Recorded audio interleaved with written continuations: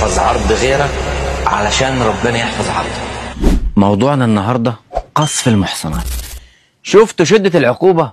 لعنة في الدنيا وعذاب في الآخرة. والرسول عليه الصلاة والسلام قال: اجتنبوا السبع الموبقات، وذكر منهم قذف المحصنات المؤمنات الغافلات. الكلمة دي مش سهلة، بتدمر إنسانة وتكسر قلبها وبتكسر قلب أهلها وبتخلي ذنبك عند ربنا كبير.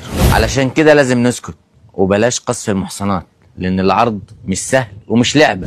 خلي بالك، الكلمة اللي بتطلع منك في عرض الناس ممكن تكون سبب في هلاكك يوم القيامة. قذف المحصنات يا جماعة ذنب مش عادي، ده كبيرة من الكبائر اللي ربنا شدد العقوبة عليها.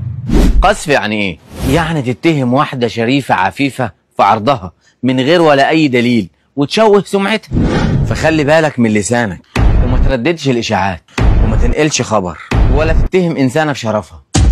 احفظ عرض غيرك علشان ربنا يحفظ عرضك.